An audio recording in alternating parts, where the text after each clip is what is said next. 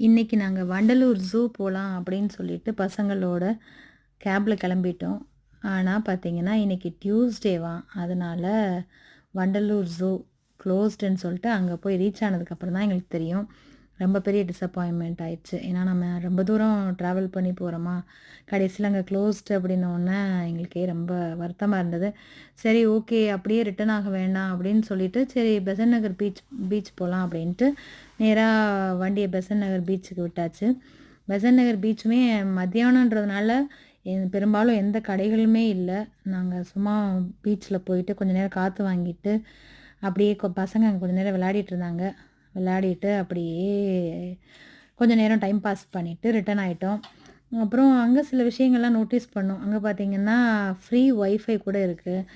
நான் கனெக்ட் பண்ண ட்ரை பண்ணேன். அது கனெக்ட் ஆச்சு. பட் கொஞ்ச நேரத்திலேயே எனக்கு டிஸ்கனெக்ட் ஆயிடுச்சு.